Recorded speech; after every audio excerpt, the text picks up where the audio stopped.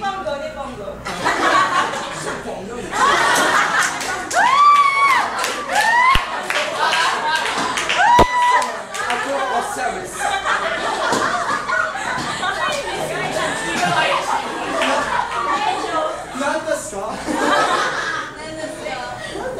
Medyo mahina si Rizal, so wika ko po. Kaya tinutulungan siya ng hatinero na magpapakita.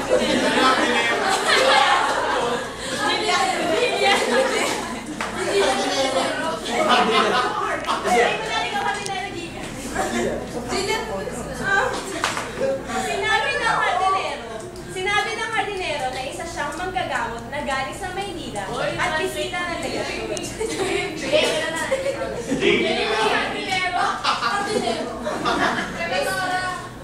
Kuma kasi si Iko kay Rizal.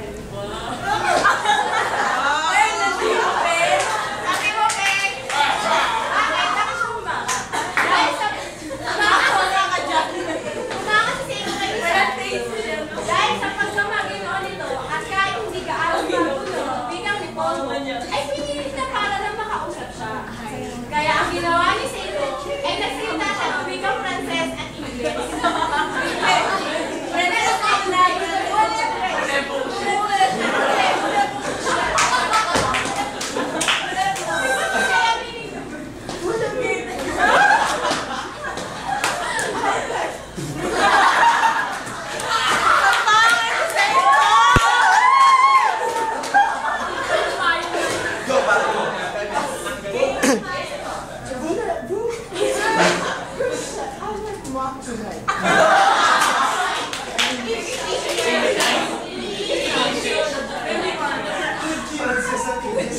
Stay with me.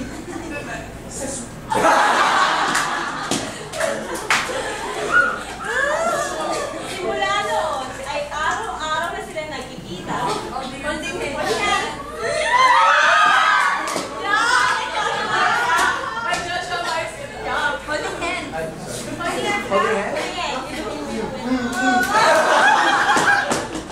Holding hands. Ang tinawag ni Rizal si Seiko na Osehan.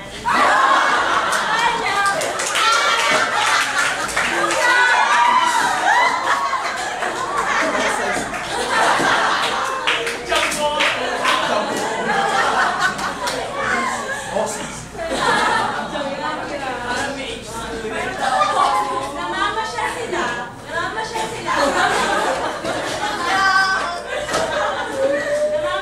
sa Imperial Organic Imperial Library University.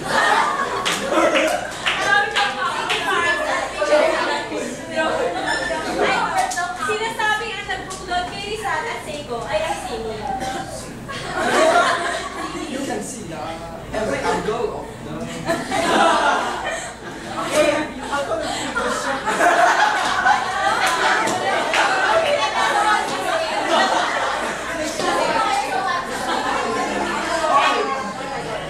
Nakita ni Rizal kay Seiko ang katangian na hinahanap niya sa isang babae. Ano yun? Una, maganda.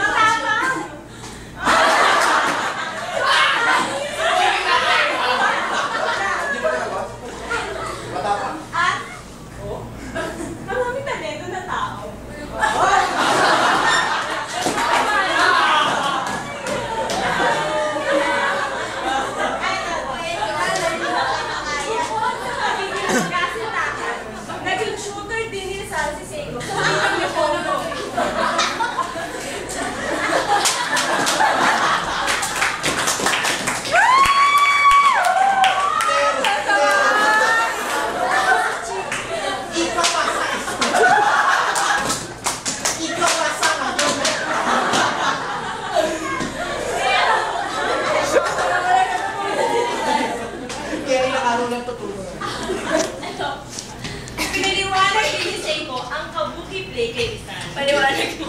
Sample.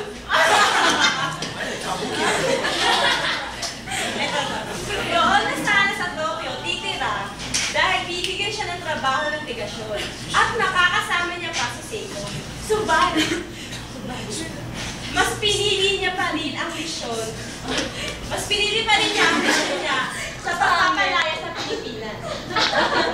Bago umalis si Rizal, ay sumulat siya sa diary.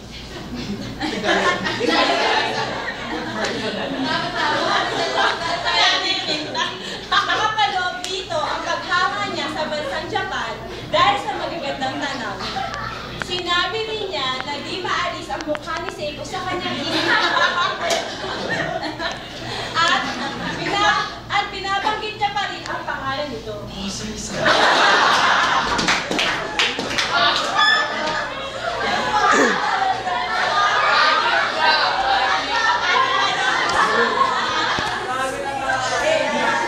Ayon din sa kanya, ay wala namang babae na mahal at nagsakripisyo sa kanya tulad niya sa Rizal. Umalis si Rizal na mabigat ang loob.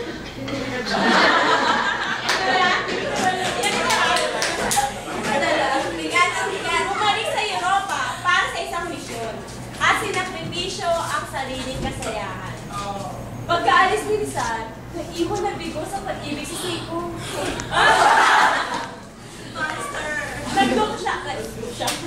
Nagluksa siya sa mahabang panahon ng pagkawala ni Rizal. Ano ka nagluksa?